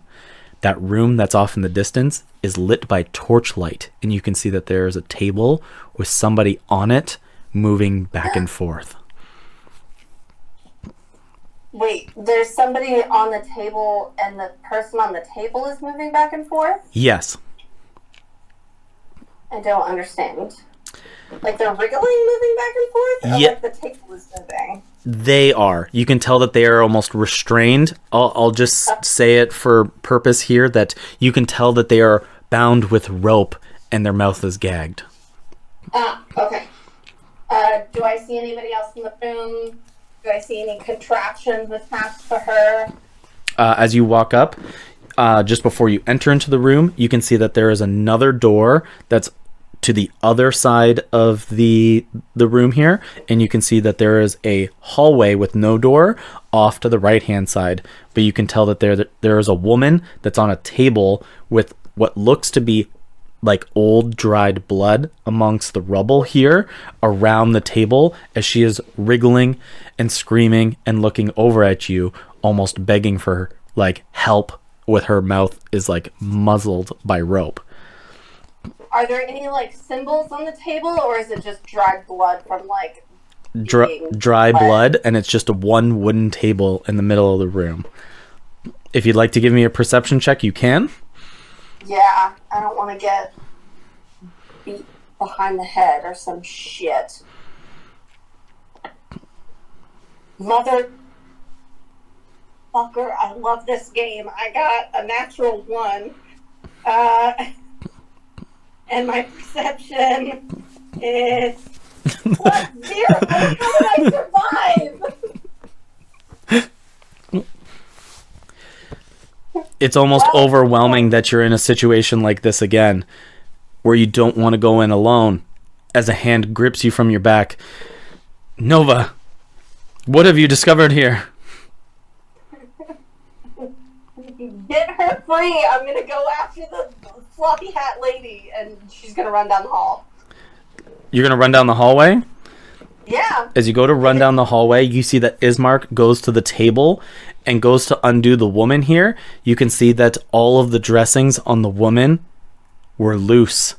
As you can see that he undoes the gauze, or like the rope around her mouth. You can see that she has fangs and leaps out at Ismark. You can see that up above Ismark, attached to the ceiling, because your perception was so low, also leaps from the ceiling down onto Ismark's back. You see that he is surrounded on both sides. Both of these creatures are both women.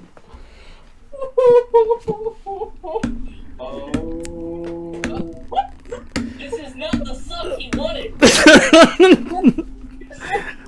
Nova, roll for initiative. Succubus, more like fuck you bus. Fuck off you bus. Another one? Are you kidding me? Oh my god. I have a -1 to initiative, so I have a 0. That's called a dead last. That's called being caught flat-footed. You should miss a turn for that. If you had a 0 on initiative, you should miss a turn. What's that? Have you seen it's a Best in Show? It's like a mockumentary about like a dog show. Oh boy. It's like a boy with like Eugene Levy's in it, and he has 2 left feet. So You can see that these are not like full powered vampire spawn by any mean, but both of them are on Ismark and they both act first. You can see that they both are going to make bite attacks into him. One's a natural 20 and the other one is a 14 plus 6, which is 20. Nice. As Ismark is here, he's just like, Nova, save the girl! As he gets bit on the front side and gets bit in his face as well. He screams, Nova, help! So I have a reaction. You went to the tunnel. He's not like right beside you for protector. He's not within 30 feet of me? He's in within 30 feet. Yeah, sure. Excellent. If he's within 30 feet of me, it says immediately after an attacker within 30 feet deals damage with an attack against a creature other than you, being Ismark, you can use your reaction to force the attacker to make a wisdom saving throw. On a failure, the attacker takes radiant damage equal to the damage it just dealt, or half damage on a success. Wisdom save. 19 plus 3. 21. 22. Saves. So he... that happens much though.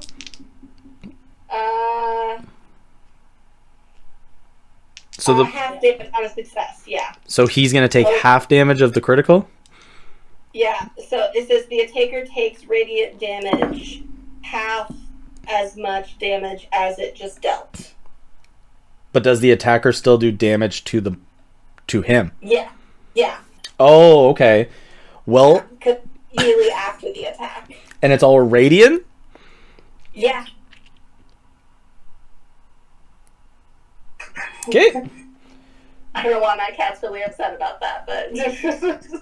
So what's more insane is that it gets 1d6 for piercing, but with the critical it gets 2d6. Both of those were 6s. And then it gets to roll 2d6 for necrotic damage. A 6 and a 5? It's gonna hurt you almost as much as you're hurting his Mark. Mark might not survive that. The critical bite does 27 points of damage. Holy crap. These weren't full-fledged vampire spawn. What the shit is this? They're not! And the target's maximum hit points is reduced by the necrotic damage. Why are you fucking lying? And then the other one, so this creature also takes half, which would be 13. So they're not feeling very good. Great. And it's all radiant, so it sticks, and they can't regenerate. But the second one bit them, and does 1d6 plus 3, a 5 plus 3, which is 8, and 2d6 for necrotic. A 6 and a 5. He takes another 19 damage from the second one's bite. I almost rolled max on every roll of damage. It's been grand knowing you. Knowing you. So between the two lesser vampire spawns, Ismark takes 46 points of damage turn 1. Oh my god. He's living, but not very well. Requiescent Tasha, my dude. It is his turn, as he's going to turn and cast Hunter's Mark, and then try to strike them with 2 weapons here. He's going to hit with the first one, and he hits with the second one. He's going to go after the one that got hit by the radiant damage. Plus 3. Plus that. Ooh, he's able to strike down one of the vampire spawns, the one that made the critical bite on him. As you see, like, your radiant damage bursts through the vampire spawn's mouth, and you can see that it cleaves back as he swings once and then strikes it through the head with his weapon that was hidden underneath the mundane clothes. Nova, god damn it! I knew they were gonna be here. Well, not here, but I knew that it was gonna be something like this. Fucking shit! That one bit me in the face. Then fuck you for not saying anything. It's just Nova, it is your turn, and there's one more spawn in the room. excellent. That's fun. Time to roll really well this time. Come on. Okay. That's a 19 plus 7 to hit. I assume that hits. 19 plus 7, 26. Oh, yeah. Excellent. Love that. And then...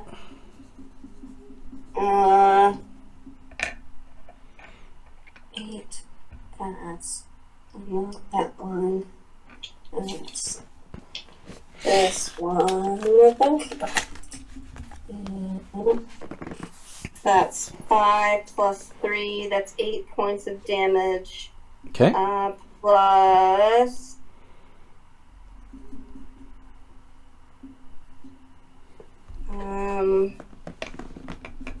Gonna cast Searing Smite. That gets casted before you hit, right? Yeah. Always forget about that. So on your next attack, that'll go off if you hit. It says at the start of the target's turn until the spell done. Yeah, so. Okay, and that's You still have a second attack, though. 6. So that's 5 points of radiant damage with the Searing Smite. Okay.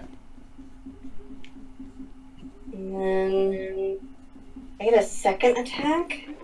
Yeah, you have extra attack. God, I'm spoiled. You've had that for a long time. And then gonna do a Divine Smite. Yeah, you can say that the Divine Smite you can do after you hit. Okay. I can do to get in now.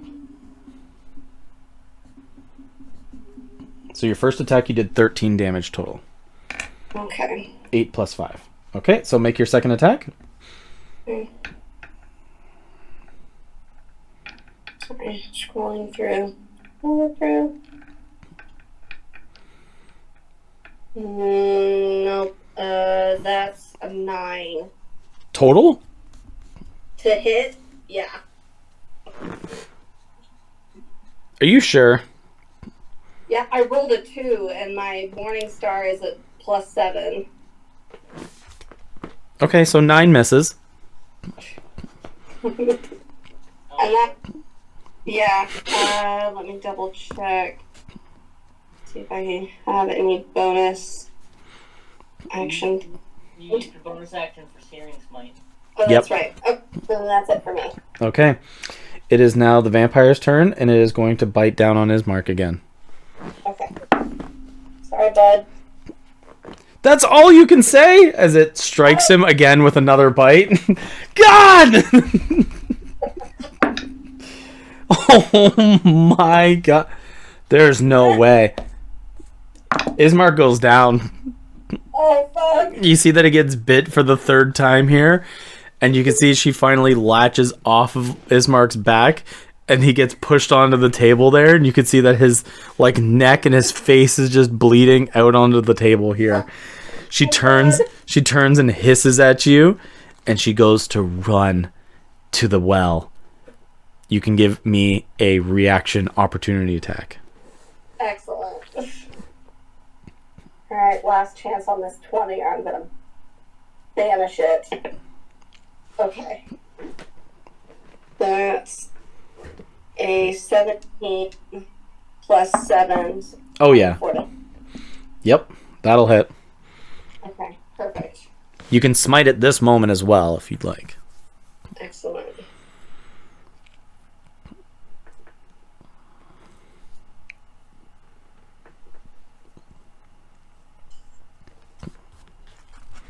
Sorry, I'm out of practice with this girl. That's the point. That's the point of these like little bits of intro where Conor didn't remember everything about his guy either. It's okay. It's to kind of feel out your character because it's been a while. And she's gonna cast Branding Smite at the. You can't do a bonus action one. You're using a reaction attack. Oh, okay. So you can do a standard smite because it offsets with the hit. Okay, gotcha. Mm-hmm.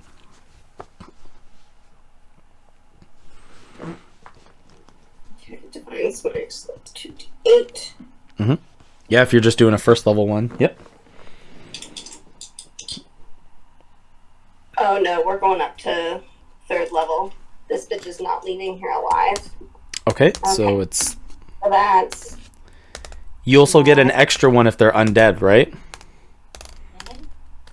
So that's 4d8 for the smite, 1d8 for the mace. 9 plus 7. So roll me 5d8 plus your modifier. 12 plus. Yeah. Okay. 20 plus 4 plus my modifier, you said? Mm-hmm. And then give me the total. Modifier for what? Your damage modifier at the end, where it's like the damage of the mace is 1d8 plus. Is it a 2? Is it a 3? Is it a 4? 3. Okay, so I just mathed it all. Had my calculator out. That's 41 points of damage. Nova, how do you want to kill this townsfolk vampire spawn? She takes a bite out of Ismark's face and leaves him bleeding on the table and hisses at me and tries to run, and I just like use the momentum of the Morning Star and just like wheel my arm around to just smash it right into her face. Her face breaks apart, and you see all those vampire teeth chiclets come out and scatter across the ground as the jaw just dehinges, and she goes about 10 feet across the ground. Love that. Love that. Okay. And then where's the second one? Second one was killed by Ismark. Oh, good job, buddy. Okay. So she's immediately... Yeah, you say good job, buddy, and you can hear his face wheezing as he sits like face down on the table, like...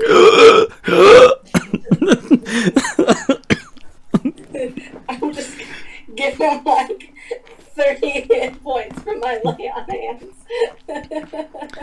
you go to give him the lay on hands as your holy power brings Ismark back to life.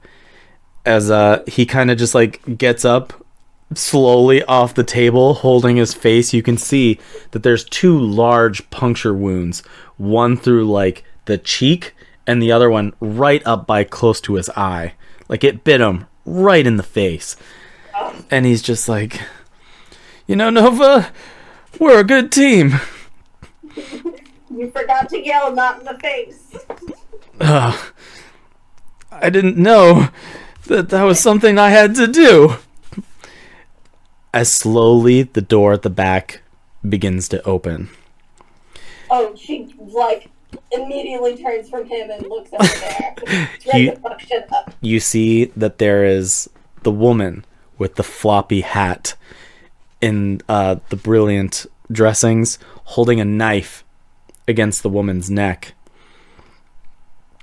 You can see that she begins to walk out and goes, "Now, my countess of a husband is going to go to a new place, and he's going to start this little game all over again somewhere else.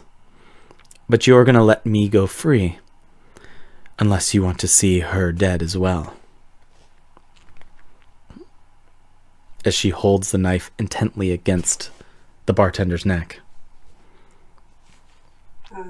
You can see that the bartender here is charmed and is not resisting. Fucking course. Hold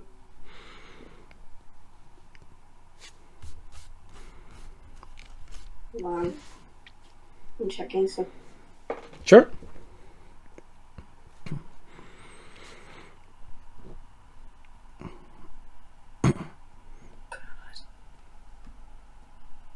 Ismark looks up with like his bloodied face and he's like, "We're gonna put a stop to all of this. We're gonna the Nevermores, we're gonna crush your little faction. And the word of Strahd will never be known by your children or our children ever again." She kind of laughs and scoffs at him. As long as one follower still believes in the good Lord of Strahd, he will remain eternal.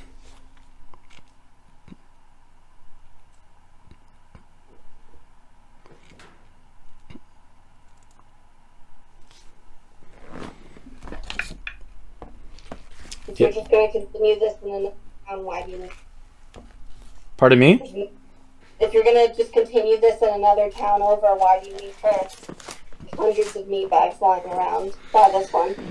You're right. But it's good to start with at least one ahead, as I've seen you've killed what we already have. And you're gonna let me go. Let's say we just let you go. And then we'll just hunt you down later. We'll get better. We'll get smart. We'll find you out, and then we'll burn you alive. We'll make sure not to be found. Cute. Yeah, that's never worked for anybody. But if you take one of the Nevermore's leaders, if you take me, boy, that really puts a dent in the revolution, doesn't it? I am not a fool. As she just begins to drive the blade a little bit into the neck, almost, there's just like a sliver line of blood that goes down her neck here. As you see behind her within the doorway that she opened up, you can see what begins to form is a cloud of gray and purple smoke that begin to take shape and take form. You can see that behind her, this vorpal kind of mist begins to almost like be passing through a dimension. And that's where we're going to end Nova's part. Oh. The same kind of cloud and smoke that that Nuhawk is seeing. Counterspell. It's not a spell. Counterspell. You just wasted your third spell. It gets rid of whole person too, though, doesn't it? Or it gets rid of charm person. If it doesn't get rid of the... It has to be when it was casted. Yeah. Yeah. Balls.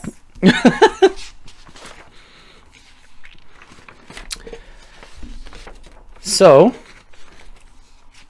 it's a little bit bumpy, but how do you feel getting back into Nova? Annoyed. I want to kill this bitch so bad. As soon as you mentioned floppy hat, I was like, that sounds like the chemistry. That bitch is a vampire.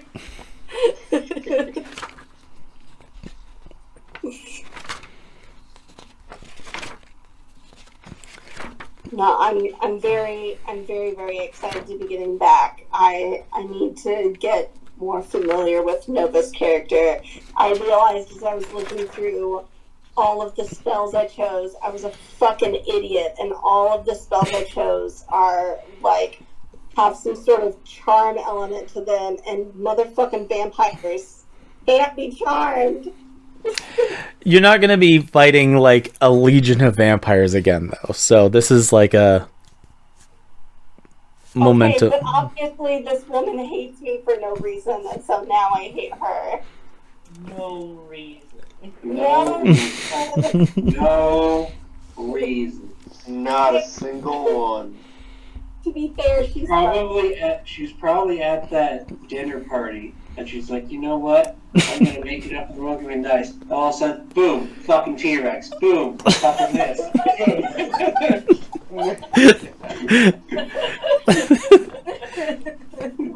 I've been making my way up the ranks. I've been stealing wagons and stuff. Can't do that anymore. Can't do that anymore. I made it. It's a good life now, and then bang. I do not remember Ismark being such a drama mama. Granted, we only really hung out with him at the first maybe session 3 through 5, but No, he was there all the way till you guys went to the winery. It was 10 sessions worth. Yeah. He was the guide. He was there for about half of it. Yeah, he And was a then guy. and too. Being kidnapped by Strahd and Stag is pretty traumatic, so who knows what the fuck happened to him then. I mean, to be fair, you'd be kind of a drama queen if you lost your sister to a vampire cucklord, so... Yeah. we fixed that. Yeah, he's still gone, so, She's not still dead, a sister. She was not lost to a vampire cucklord. She was temporarily misplaced with a vampire cucklord. Temporarily misplaced into the afterlife. That asset was reacquired. The vampire cucklord's brother. and then she was let at peace. Peace. Peace. In the afterlife.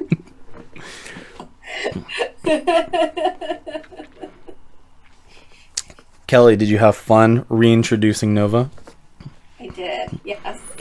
I had a lot of fun. You had fun in your little introductory chapter? Yes. Fucking Hat Man. Don't appreciate that guy at all. I don't like him. I literally asked what you guys would like to see more of. And now there's hats, and you guys are mad. It's not You can't just turn around, and when you don't have the hats, you get mad about it. It's all jealousy. That's all it is. I can't tell you how bad I wanted to take his top hat, and I was like, nope, these are precious moments that I'm wasting if I try to steal this motherfucker's hat. But when we eventually reunite together, if I just show up with this top hat, fast friend.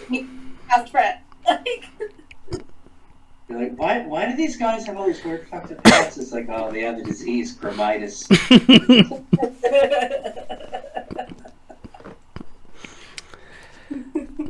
I tried to add as many little tidbits as I could to that little bit of the chapter, like the potato skins. Was it you, Connor? After she said there's a special potato skin, I heard one of you just go, potato skin. Yeah, it's like, yeah, I was like,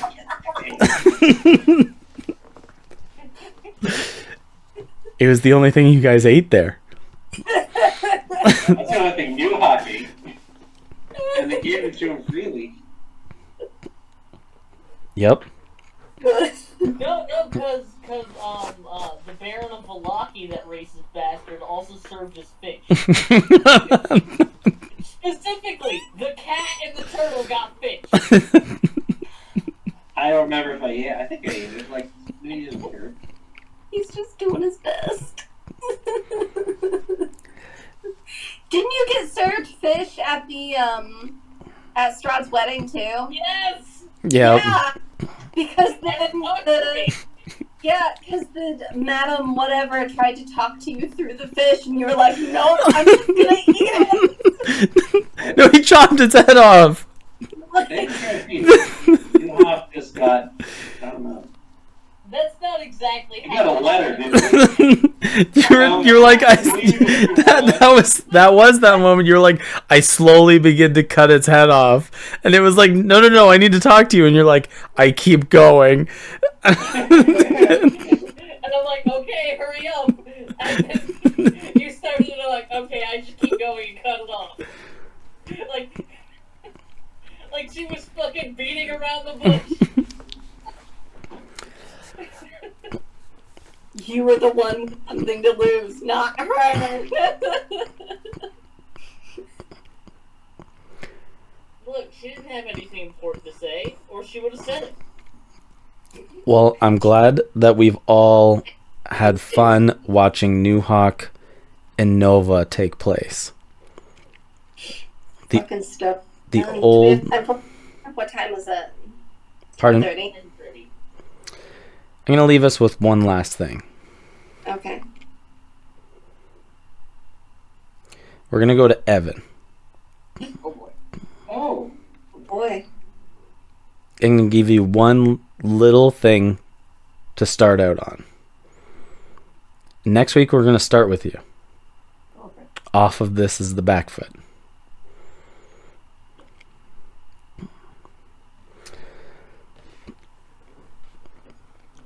A black vision begins to flash the same image over and over.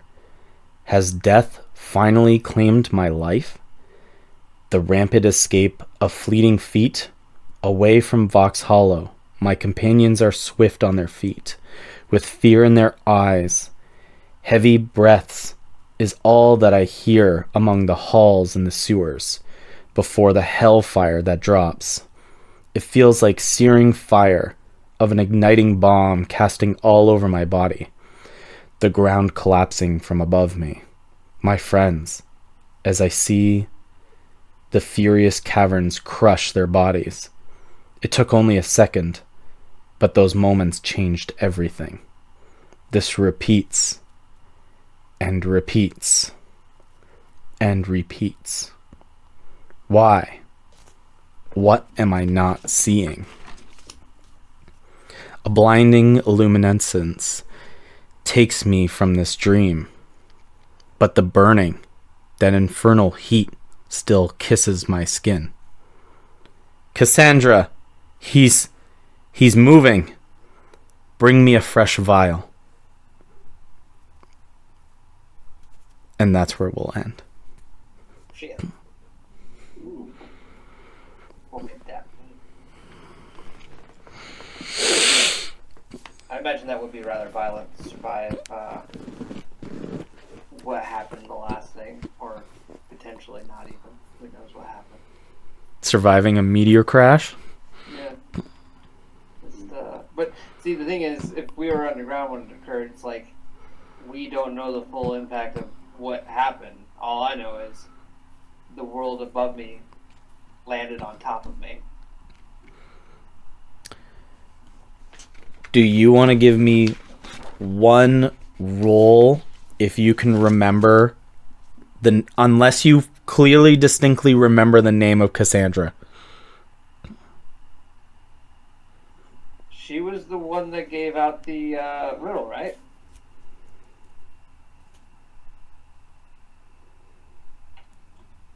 Am I wrong?